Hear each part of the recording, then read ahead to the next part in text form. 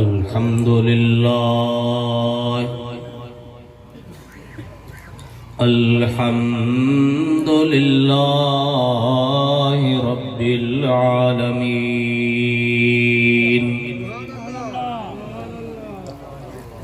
वस्सलातु वस्सलामु अला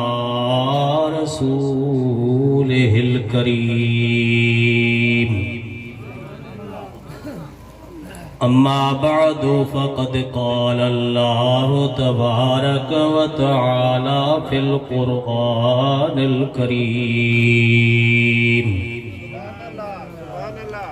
फ़अऊज़ु बिल्लाहि मिनश शैतानिर रजीम बिस्मिल्लाहिर रहमानिर रहीम या अय्युहल्लज़ीना आमनू हल अदुल्लुकुम अला तिजारतिन तुंजीकुम मिन अज़ाबिन अलीम तु'मिनून बिल्लाहि व रसूलिही व तुजाहिदून फी सबीलिल्लाह आमन्तु बिल्लाहि सदक़ल्लाहुल अज़ीम व सदक़ल मुरसलीन वल्हम्दुलिल्लाहि रब्बिल आलमीन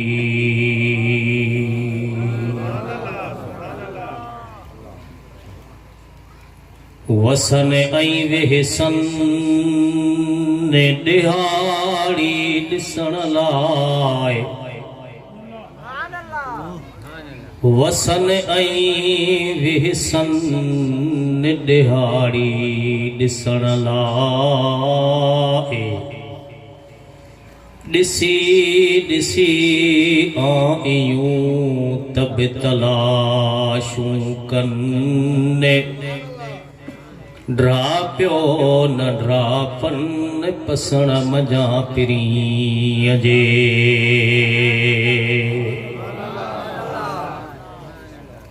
ॾिसो जे कार सूरत साहड़ जाम जी ॾिसो जे कार सूरत साहड़ जाम जी त सुख न सुमो कॾहिं वर पासो ॾेई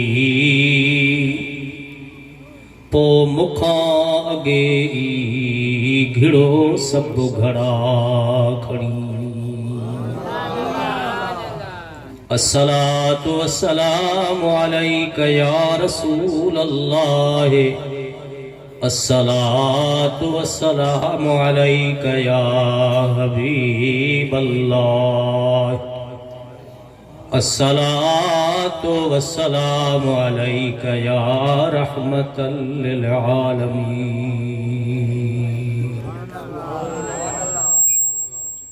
बखिदमत काबिले सद एहतराम उस्तादुल उलमा ज़ीनतुल आरिफीन व ज़ीनतुस साबिरीन हज़रत साईं अल्लामा मुफ्ती अब्दुल करीम सईदी साहिब ऐं बाबरकत महफ़िल जी सूं ऐं सींगार मुजाहिदे मिल्लत हज़रत अल्लामा मौलाना क़िबला साईं मुफ्ती मोहम्मद आदम सिकंदरी साहिब ऐं बाबरकत महफ़िल जी ज़ीनत उस्तादुल हुफ़ाज़ हज़रत अल्लामा हाफ़िज़ साहब असदुल्लाह दामत बरकातुहुम ऐं बाबरकत महफ़िल स्टेज ते वेठल हज़रत अल्लामा उस्तादुल हुफ़ाज़ कारी नाइब अली साहिब सोहरवर्दी दामत बरकातुहुम ऐं स्टेज ते वेठल मुअज़्ज़िज़ उलमाए किराम ऐं प्यारी जमात सगोरी, अस्सलामु अलैकुम वरहमतुल्लाह। आका हुजूर अलैहिस्सलातु वस्सलाम जो फरमान मुबारक आहे, जेको मुसलमान सुबुह खां शाम ताईं 10 मुसलमाननि खे अस्सलामु अलैकुम चवंदो, उन जे लाइ जन्नत वाजिब थी वेंदी आहे। ये खुशकिस्मत घड़ियूं आहिनि। अल्लाह ऐं अल्लाह जे प्यारे हबीब सल्लल्लाहु अलैहि वसल्लम जी रज़ा ऐं ख़ुशनुदी हासिल करण जो ही हिकिड़ो सोनारी मौक़ो नसीब थियो आहे। इन्हनि मेड़ाकनि कचहरियुनि जो मक़सदु सिर्फ़ु इहो ई हूंदो आहे त पंहिंजे हक़ीक़ी पालनहार रब्बुल आलमीन ऐं संदसि प्यारे महबूब करीम आका हुजूर अलैहिस्सलातु वस्सलाम सल्लल्लाहु अलैहि वसल्लम जी रज़ा ऐं ख़ुशनुदी हासिल करणो। पोइ जंहिंखां अल्लाह रसूल ख़ुशि थी वियो, ये ख़ल्क़ पाण ई ख़ुशि थी वेंदी, माण्हू पाण उन जे तरह ते अची वेंदा आहिनि। त ही हर साल में ही सिलसिलो हिन तरह हिते जुड़ंदो आहे। अॼु बि उन साॻे सिलसिले सां जुड़ी पिया हूं। मुजाहिदे मिल्लत फ़ख्र आले सुन्नत असांजो महिरबान मुशफ़िक़ भाउ अदा खावंद बख्श चाचड़ साहिब, जेको पंहिंजे अज़ीज़ो अक़रबा पंहिंजा भाउर ऐं जमात सां गॾिजी करे साल में ही सिलसिलो हिन तरह जोड़ींदो आहे। ऐं ही अल्लाह सां वापार, ही करीम रब्बुल आलमीन सां हिकिड़ो वणज वापार जो सिलसिलो आहे, जेको ही जुड़े थो पियो। पोइ हमेशह इंसान उन पंध सां हलंदो आहे जितां कुझु हासिल थींदो आहे। त कुझु गुल गॾु थिया आहिनि ऐं असांजा जय्यद उलमा मौजूद आहिनि। इंशाअल्लाह स्टेज जो सिंगार बरबा,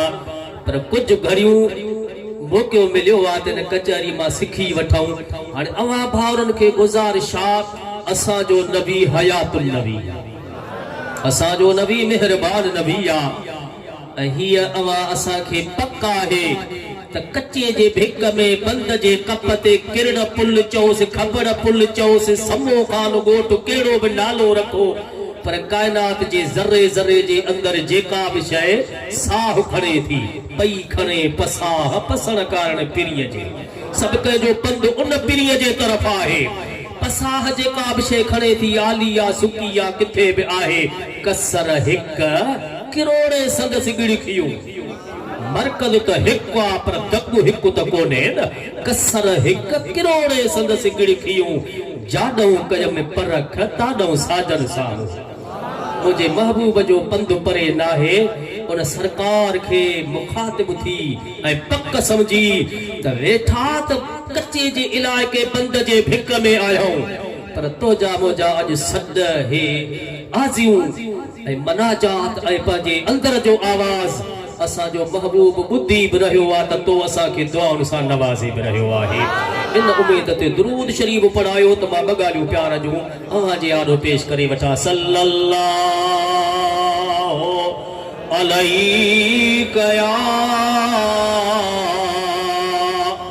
या रसूल अल्लाह वसल्लम अलैका या हबीब अल्लाह। असांजो नबी हयातुन नबिया, मेहरबान नबिया, जंहिं बि जॾहिं बि जिते बि सॾियो मुंहिंजे पुनल हबीब कंहिंखे विसारियो ई नाहे। मौलाए कायनात, अमीरुल मुमिनीन, इमामुल मुत्तक़ीन, हैदर करार, शेरे खुदा हज़रत अलीउल मुर्तज़ा रज़ियल्लाहु तआला अन्हु जी ख़िदमत में कंहिं शख़्स अर्ज़ कयो, अली पाण फरमायो छा ॻाल्हि आहे? साईं हिकिड़ी दिलि जी ॻाल्हि त ॿुधाए, कॾहिं ज़िंदगीअ में अहिड़ी राति बि आई जेका सॼी राति सुकून जी निंड करे सुतो हुजी? अजीब हिकिड़ो सवाल हो। हैदर करार निहारे फरमाइनि था त इन सवाल जो जवाब मुंहिंजे ज़ाती ज़िंदगी सां ताल्लुक़ रखे पियो, पर जेकॾहिं तो पुछो आहे त ॿुधो, मूं पंहिंजे पूरी ज़िंदगी जे अंदरि हिक रात अहिड़ी त सुकून वारी निंड कई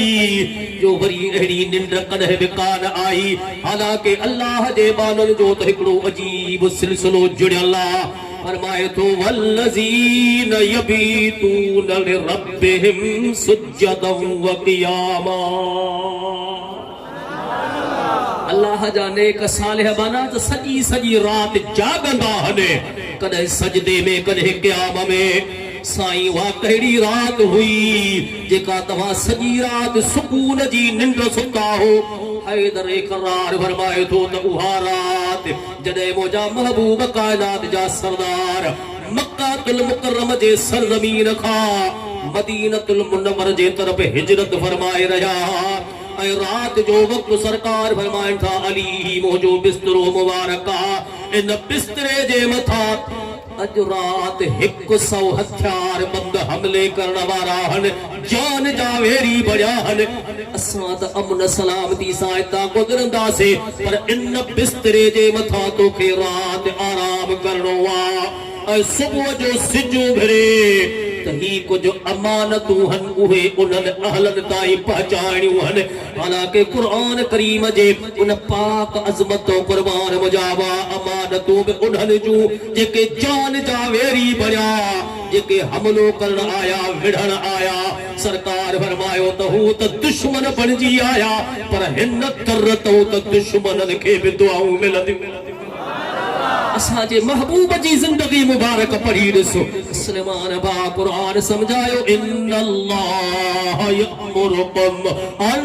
तुअद्दुल अमानात इला अहलिहा। अमानत अहल जे हवाले कर। अली इता सुबुह जो ही अमानतूं ॾेई पोइ तव्हांखे बि इजाज़त मदीने पाक अची सघो था। त हैदर करार फरमाए तो 100 तलवारूं चमकनि थियूं पयूं, 100 तलवारुनि जे चमकाट में उन हेठां मां सॼी रात सुकून जी निंड कई आहे। अहले इल्म वेठा हो, अकुल वारा, 3 माण्हुनि खे निंड न ईंदी आहे। कहिड़ा मौक़िया हन? हिकु दुश्मन जो जान जो ख़ौफ़ हूंदो, निंड न ईंदसि केतिरी बि कोशिश करे। ऐं ॿिए नंबर ते इंतज़ार हूंदो, इंतज़ार खे निंड न ईंदी आहे। 3 नंबर ते कंहिंजे मुहबत प्यार में वेठो आहे त मुहबत ऐं प्यार खे बि निंड न हूंदी आहे। ऐं मुंहिंजा साईं हैदर करार खे अर्ज़ु कयो त सोना अली जॾहिं राति जो वक़्तु 100 हथियार बंद तलवारूं खयूं विढ़ण जे इंतज़ार में, अवां दिफ़ा कयो, अवां इंतज़ार कयो, अवां उन्हनि खे जवाब तलवार जो तलवार सां ॾियो, अवां सुकून जी निंड पा कयो। सबब छा आहे? पाण फरमाइनि था इन जे करे हैदर करार जे अक़ीदे ईमान तो क़ुर्बान वञा। पाण फरमाइनि था त मां हिफ़ाज़त तॾहिं कया, तलवार तॾहिं खणा, दरवाज़े ते तॾहिं इंतज़ार कया त मुंहिंजे महबूब जे सिर्फ़ रहाए टिकाए वञे हा। पर सरकार मूंखे हुकुम ॾिनो हो त अली ही तो वटि अमानत आहे, सुबुह जो सिज उभरे या मालिक ताईं पहुचाइजा। मूंखे पक्को यकीन थी वियो त असांजो नबी ग़ैब दान नबी आहे, काइनात जे ज़र्रे ज़र्रे जी ख़बर रखण वारो आहे। सरकार खे ख़बर आहे त हैदर करार जी शहादत अॼु राति कान थींदी। अगरि जे ज़िंदगी जी राति आख़िरी हुजे हा त सुबुह जे सिज उभरण जी गारंटी मूंखे कान मिले हा। मदीने जे साईं सुबुह थियण जी पक ॾेई छॾी हुई, तॾहिं त पाण फरमायो त अमानत अहल तोए पहुचाइजा। मूंखे पक्को यकीन हो अॼु राति मुंहिंजो वार विंगो नथो थी सघे। ऐं उहो रबीउल अव्वल जो महीनो हो, 9 तारीख़ हुई, सूमर जो ॾिहाड़ो हो। ऐं हैदर करार जी जेका शहादत उहा रमज़ानुल मुबारक जो महीनो 21 तारीख़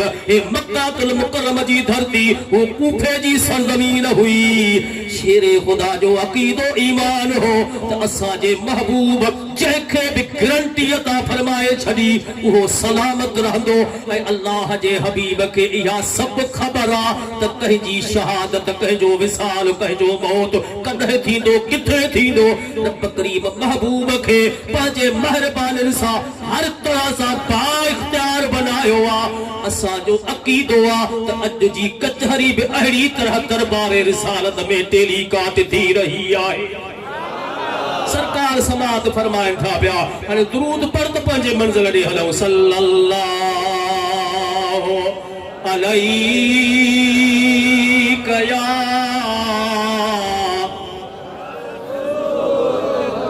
जेतरी जमात एतरो आवाज़ थे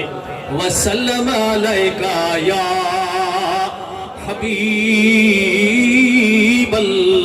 हबीबल्लाह हाणे उथंदे ॻाल्हि हली पई आहे निंड जी ॾींहं जो निंड त न ईंदी न सही रात जो निंड करणु इहो असांजो हक़ आहे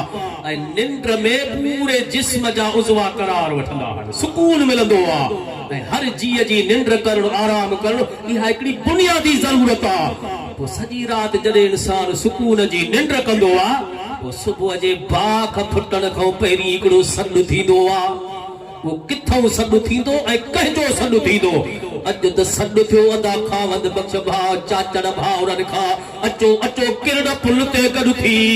दरबारे रिसालत जी ख़ैरात वंडिजे विरहाइजे पई क़ुरान सुन्नत जूं बरकतूं विरहाइजनि पयूं को के पन्ने आकल खां निकिता के सधू जा खां के हाजी मौलूदीअ खां के कच्चे मां के पके मां अचे जमात गॾु थी हे कपिड़े जी दीवार जे अंदरि जेको गेट टपियो नालो ज़ात कान पुछा थी सिर्फ़ पाचण सां ताराने वटूं रात अॼु नियापो आयो लधी सूलती पुचवे दातर वटूं रात पो कोन पुछनि था ज़ात जेके आया से ई अॻियां अज तवाजो लख इज्जतूं हन अवा भावन मान लहरो जो उन महबूब जे मोहब्बत में हिते गॾु थिया हो अदा खावंद बख़्श जा मेहमान न आहियो अज तूं असां सभु रहमत वारे दिल पर हबीब जे हिन मेहरबान मीलाद जा मेहमान उन करीम जे करम नवाज़ी तो कुर्बान वजा सलमान बा तवज्जो फरमा त अल्लाह जे प्यारे हबीब सल्लल्लाहु अलैहि वसल्लम जेके नसीहत अता फरमायो सॼी रात सुकून जी निंड कई से को बाख फुटण महल सॾु थींदो आहे दुनिया ते इज्जत वारी जगह भले खां भली जगह आला खां आला जगह अल्लाह जो बैत मस्जिद शरीफ मस्जिद मां हिकिड़ो सॾु मिलंदो आहे उन सॾ जो नालो आहे आज़ान बांग आज़ान जेका फजर वारी थींदी आहे सिज उभरण खां अॻु में बाक फुटण महल असुर वेल उन आज़ान में सॾ करण वारो हिकिड़ो दफ़ो हीअं बि चवंदो आहे अस्सलातु खैरुम मिनन नौम जेको सुबुह जो उथे थो उनखे इहे लफ़्ज़ ॿुधण में अचनि था त उहो ख़ुशनसीब आहे अॼुकल्ह जा नौजवान त 9 बजे को पोथी जाग थे पर वक्त वारे जी निशानी आ सिज उभरण खां अॻु में हंधु छॾींदो तवज्जो ॿिए नंबर ते मुस्लमान बात तवज्जो फरमा ये आवाज़ ॿुधण सां अस्सलातु खैरुम मिनन नौम सॾु थियो ऐं मौजा बारा सॼी राति सुकून जी निंड सुतो ही पर हाणे उथियो इन निंड खे छॾे अल्लाह जे घर में अचजे करे निंड खां वधीक सुकून घुरी थो निंड खां वधीक तूं लुत्फ़ अंदोज़ थियणु चाहीं थो त पोइ हर इंसान जे लाइ आसमान मां 2 दरवाज़ा खुलियल आहिनि हिकु दरो सिर्फ़ इन टाइम ते खुलंदो आहे जे वक्त में फजर जी बाग फुटे थी पई उन दर तो इंसान के रिज़्क़ रोज़ी मिलंदो सरकार फरमायो जे कॾहिं चाहीं थो त रोज़ीअ में बरकत थिए मुंहिंजे मथां कर्ज़ कंहिंजो बि न रहे कुशादगी रोज़ी नसीब थी पए त पोइ फजर जी निमाज़ जमात सां जे गॾिजी पढ़ंदो करे इन टाइम ते रोज़ीअ जो दरवाज़ो खुली पवंदो पोइ तूं अचु फजर महल इहा अल्लाह जे दर जी हाज़िरी निमाज़ पढ़ंदे त निंड में केॾो सुकून मिलियो थी इन निंड खां वधीक सुकून अल्लाह जी निमाज़ में आहे निमाज़ निंड करण खां बि वधीक बहितर आहे वधीक भली आहे मूंखां हिकु अधे पुछो साईं हिकु ॻाल्हि त मूंखे सम्झायो निमाज़ूं 5 बाग बि ॾिबी आहे 5 दफ़ा पोइ हिकिड़ी बाग में चवंदा हो अस्सलातु खैरुम मिनन नौम ॿियनि में नथा चओ हफ्ते में हिकु निमाज़ जॾहिं घणा माण्हू गॾु थींदा आहिनि पोइ तव्हां लठ खणी निमाज़ छो पढ़ाईंदा हिकु निमाज़ में लठ था खणो ॿियनि निमाज़ुनि में लठ कान खणंदा हो जेका जुमे जी निमाज़ खुतबो पढ़ियो वेंदो आहे त लठ बि हूंदी ऐं अस्सलातु खैरुम मिनन नौम हालांकि मदीने जे साईं फरमाए जे करे तवा के बिन शैन जे बरकत जी खबर होजे तो तवा कुड़ा विझंदो पार में एक तो आजान जण जो अजर सवाब केतरो आ ए बे नंबर ते पहली सिफ में भी नमाज पढ़ण जो अजर सवाब केतरो मामलो घणो गहराई में वने तो मिनट कीमती हन बंद कुछ बे पासे को गाहे दुरूद पढ़ाए सल्लल्लाहु अलैहि या रसूल अल्लाह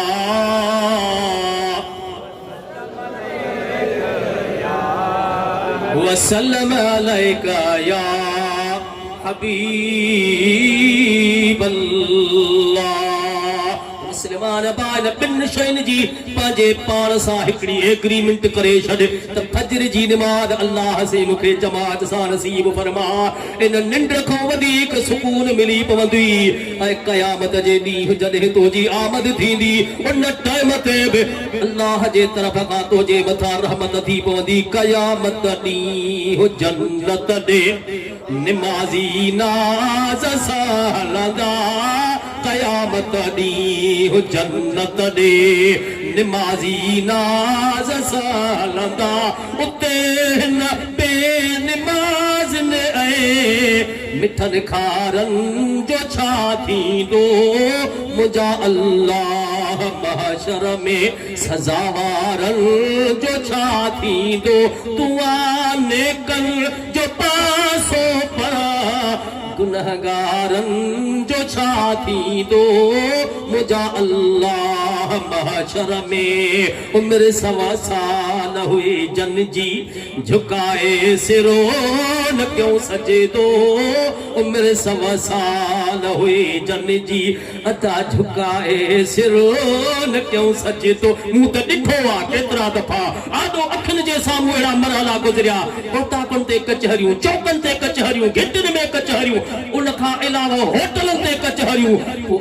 इच्छा जी बांग मिलंदी आहे सोमणीअ जी पोइ को त निमाज़ी बि हूंदो आहे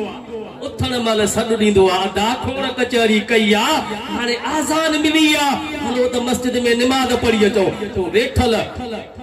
दिल साफ़ निमाज़ुनि ते नथी अघई त पाव न त मणनि खे ई मोट भींग त इन्हनि कई आहे हिकु पढ़ंदा कोन ईंदा कोन ॿियनि जे मथां मस्किरियूं ठठोरूं होश कर हिकु गुनाह उहो आहे जंहिंजी माफ़ी आहे हिकु गुनाह जो नालो गद्दारी हूंदो आहे गद्दारीअ जी माफ़ी कंहिं बि सूरत में कान मिलंदी आहे मुस्लमान ख़ुदा रा साड़ा थियो क़त्ल कर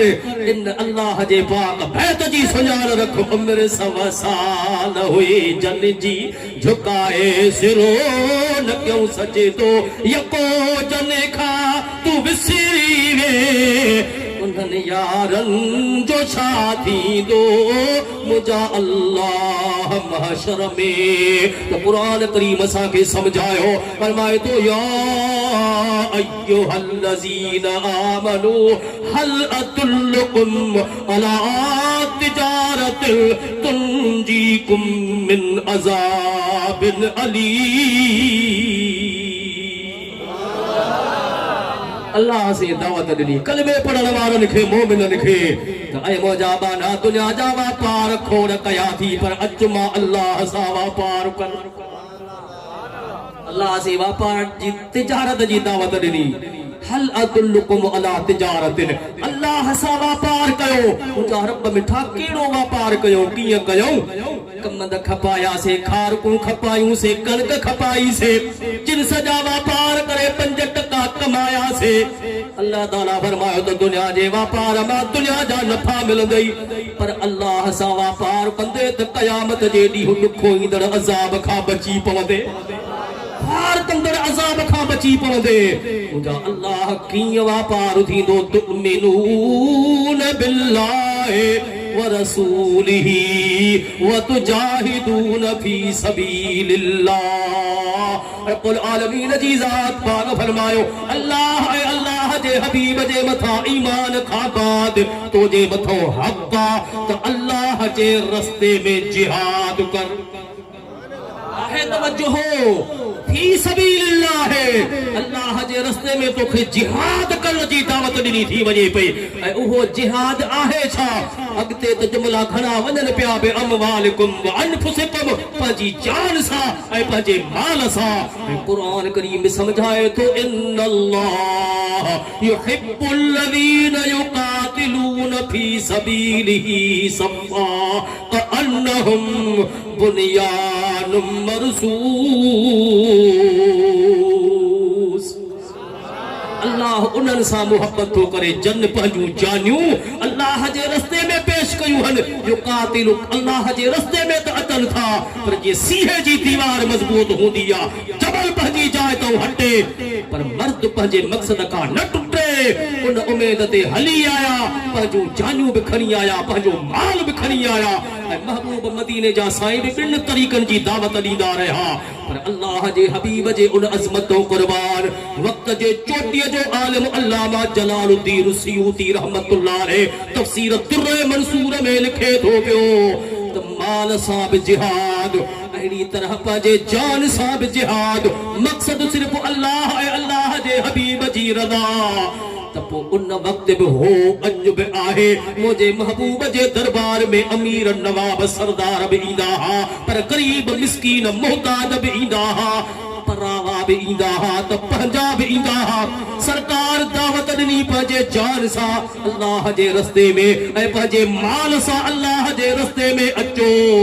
त पोइ उन वक़्त हिकु ॾिहाड़ो अहिड़ो थियो जो मुंहिंजे महबूब जे दरबार में सरकार जा ग़ुलाम पंहिंजे माल सां जी पेश थिया उन्हनि मां हज़रत अब्दुर्रहमान बिन औफ जीअं ख़बर पहुती त अल्लाह जे रस्ते में सदको ख़ैरात पंहिंजे माल ज़र ज़ेवर सां रब करीम जे क़ुर्ब खे हासिल कयो त हू 400 ओकिया सोन खणी मुंहिंजे हुज़ूर जे दर ते पहुची राणा ही मुंहिंजी ख़ैरात क़बूल फरमायो ग़रीबनि में विरहायो हिकु सॾ सां 400 तोला न 400 ओकिया सोन जेको अॼु जे हिसाब सां करोड़नि रुपयनि जी मिल्कियत बणिजे थो झलियूं बीठो आहे पर ॿिए पासे खां जो सरकार ॾिठो हिकिड़ो ग़रीब मिस्कीन मुंहिंजे महबूब जो ग़ुलाम हज़रत आसिम बिन अदी रज़ियल्लाहु ताला अन्हु 2 किला खारकू खणी दरबार रिसालत में हाज़िर थियो हुन जे हथ में 2 किला खारकू हुयो हज़रत अब्दुर्रहमान बिन औफ जे हथ में 400 क्या सोना विच ते मुंहिंजो महबूब मदीने जो साईं निहारे तो गुलाम गड्ढा पर जिते गुल उते कंडा कंडन त चुभण शुरू कयो ॾिसूं त सोन थो क़बूल करे जा खारकू थो क़बूल करे पर कुर्बान मुंहिंजे महबूब जी मोहब्बत मिस्कीन ग़रीबनि सां सरकार 400 क्या सोन वारे खां अॻु उथी भी उन अचण वारे हज़रत आसिम बिन अदी रज़ियल्लाहु ताला अन्हु जेके 2 किला खारकू हुयो मुझे महबूब आका भाकुर पाए अचण वारे जूं 2 किला खारकू अॻ में क़बूल करे वरतियूं आहिनि अदा जन ॾिनो तिन खटियो मेरी दर मुठा दी दर आ ॾिठा जन जो हंद हुज़ूर जी वारा बि आहिनि पर वठण वारा बि आहिनि जॾहिं दावत मिलंदी आहे सॾु मिलंदो आहे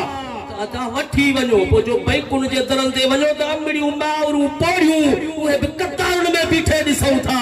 कई पाची था वञनि अहसास प्रोग्राम थो हले बैकुन तां ATM थो हले हलो त वठी अचो सभु हथ हेठि कयो बीठा हो मुस्लमान भाउ वठण बि ठीकु जंहिंजो हक़ आहे उहो वठे पर ॾियण बि सिखो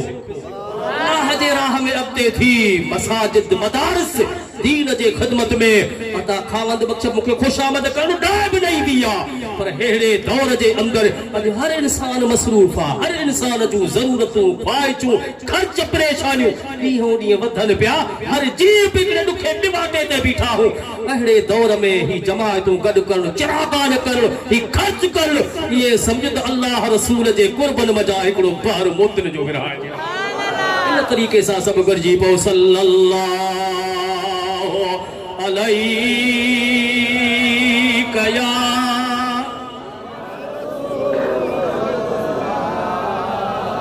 वसल्लम अलैका या कुछ आखिरी छेड़े ते आवाज़ अचे सब बार गॾु वेठा हो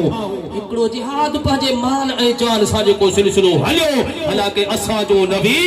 खातम नबीयीन बणिजी आयो आहे ख़त्म नबूवत जो ताज पाए आयो तवज्जो चओ सल्लल्लाहु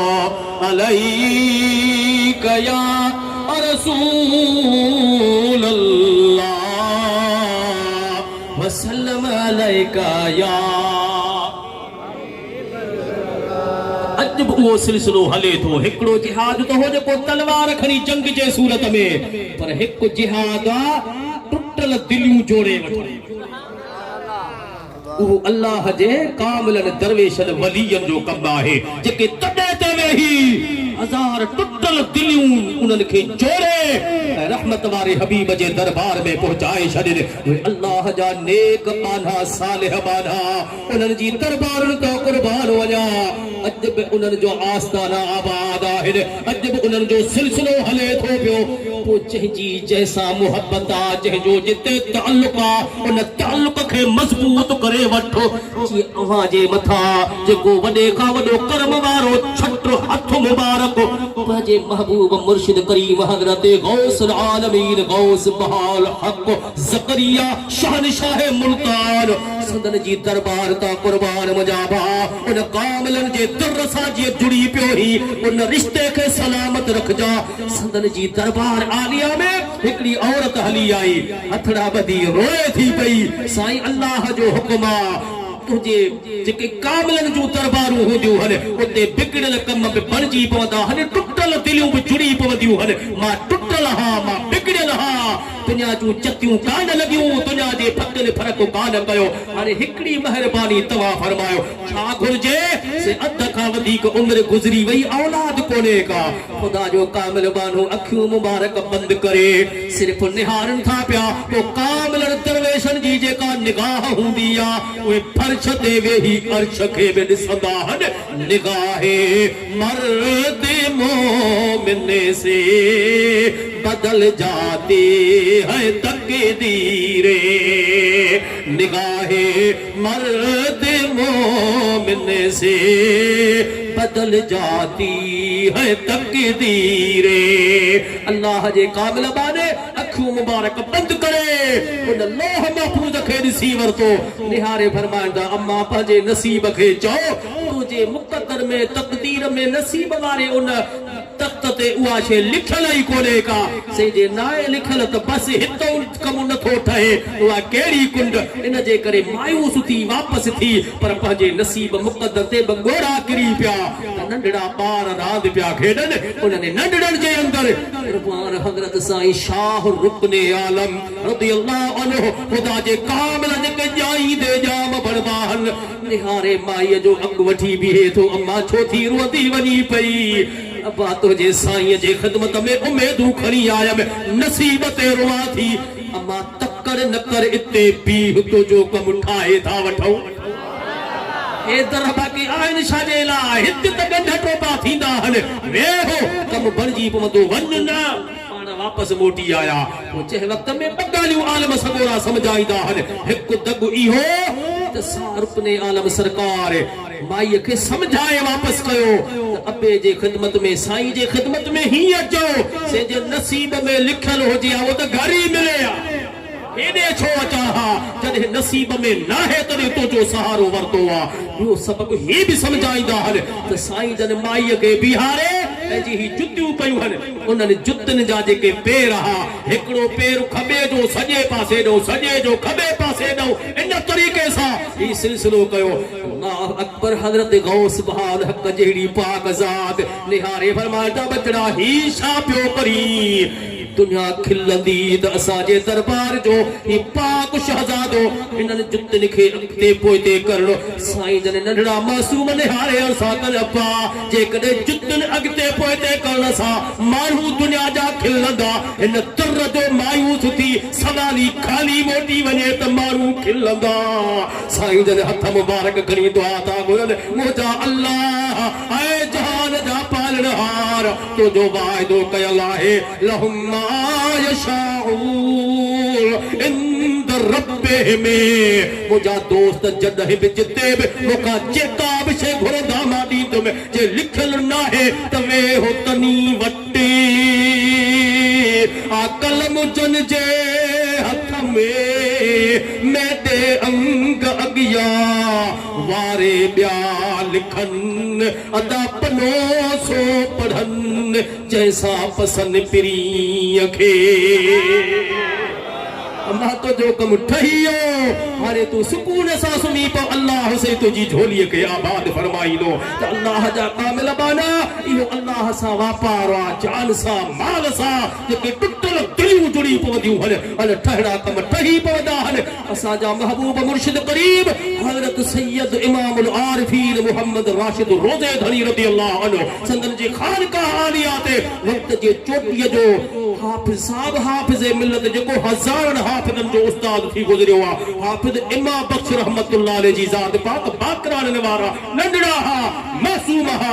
अपो संदन के दरबार ते वठी आयो वो ज़मानो हो हजरत पीर से कोट धनी रहमतुल्लाह अलैहि जो संदन जी खिदमत में पेश तो करे सी नंढड़ो वा शहजादो वा इनके दुआ कयो तो कुरान करीम जो हाफिज थे तकर तकर में कुरान के याद करे वठे हजरत पी से कोट धनी रहमतुल्लाह अलैहि जी अजमत तो कुर्बान आडो विहारे फरमान दा पुत्र ज़बान त बाहर कढ आहे तवज्जो तक डंडा टोपाई खुदा जे कामिलन जा अजीब हुदा हन दुआ न घुरियो उनके चयो न ज़बान बाहर कर उन ज़बान जी बाहर कढी पान ज़बान सा मुखातिब था पान फरमाया ज़बान कुरान केडो न मिठो आ थी याद करे वठी कुरान सा मोहब्बत कर बस एतरो चवण हो उन फैज़ जा वाहुड़ वही पिया जेको अज भी हज़ारन हाफिजन जो उस्ताद वो सिलसिलो हले थो पियो त मुस्लमान भा हे दुनिया जूं ॻाल्हियूं अकुल सां समझ में न ईंदियूं पर हे उलमा जी जमात अॼु पहिरीं तारीख़ ग़ालिबन रजब शरीफ़ जी कुझु असांजा भाउर सोशल मीडिया जो दौर भी हले थो पियो हर खीसे में टच मोबाइल आ कुछ यूट्यूब चैनल इस्लामी तरीके से हलन था तो कुछ भाउर ने पहली तारीख भी लिखी आ कुछ बी तारीख भी लिखी छड़ी आ उन्होंने के मुझी गुजारिश आ तो जहरो भी चंड दिसजे पहली तारीख थे एक इस्लामी सिटू लिखणी वन तो को पहली तारीख त लिखो पर उन पहली तारीख ते इस्लामी बरकत जी हिकड़ी हदीस पाक उन सा गडो गड वरी उन महीने जो तारीफ मुख्तसर जा सिटू हुजन खपर अज उहे कुछ चैनल जेके हलन पिया पढ़ियो पर कह बि रजब शरीफ़ जे पहली तारीख जी बरकत कान लिखी आ त रजब शरीफ़ जी पहली तारीख आहे छा महबूब जो मेराज हले तो ए सॼो महीनो बरकतुन सां भरियो पियो आ मुंहिंजो वक्त कोने मां मिंटन को घणो अॻिते हलियो वियो आ पर कुझु अंदर जो आवाज़ आहे हिकु वॾे खां वॾे उस्ताद हैद बातस यही करे मुखे तो जैसे रजब जा वायद कयो था पर मानुन जा ज़हन था खराब कयो खुदा जी खल्क के गुमराही ने न छा थी वियो जे तवा मेराज था मानुन के ॿुधायो त महबूब कायनात जे ज़रे ज़रे में आहिन वरी मक्के मां फलस्तीन आसमान मथे हेठ कीअं हिक जगह ते हर टेम ते मुंहिंजो उस्ताद रात हिकड़ी मेराज रुगो फलस्तीन वारो तू समझ त सॼो दीन समझ में अची वियो मस्जिद अक्सा खे रुगो तू समझी वठो त मदीने जे साईं फरमाए 1,24,000 नबी सभिनी सां मुलाकात भी थी नमाज भी पढ़न सभिनी वाइज भी कयो हाणे 1,24,000 जो खतीब वाइज कने हिक हिक खतीब खे हिक मिंट ॾिजे 1,24,000 मिंट कलाक घणा थिया आहे तवज्जो लैलन रात हिकड़िया 1,24,000 मिनट तू कलेक्शन त करे वट तो कलाक केतरा थी विया अल्लाह अकबर तू हिक रात में समुंड न मा पाई दे पोइ फिजिक्स केमिस्ट्री फेल थी वने तो जो अकुल कम न करे सके त मथे दिस एतरो चओ सुभान तुजी साहिबी अजब ॾिठी सू पन बोड़ी पातारे में पाहन तारी तू मौला मथामू बुरून लाहे में बाझ जो हैरत में आ दुनिया के तेरो कमाल थो हे दे हिकड़ी रात थी हो दे 18 साल थो अदा हैरत में आ दुनिया के तेरो कमाल थो हे दे हिकड़ी रात थी हो दे 18 साल थो कुर्ब बेमिसाल हो कुर्ब बेमिसाल हो जग बि सो निराल हो जग बि सो निरालो वाह मुस्तफा कहे नबे नबी रखो पेरुला मकान ते जिया हबीब तो कयो सैरुला मकान ते मां पंहिंजे मुक़रर वक़्त खां कुछ मिंट अॻिते वधी वियो हा उन जे लाइ माज़रत थो कयां। अस्सलामु अलैकुम वरहमतुल्लाह।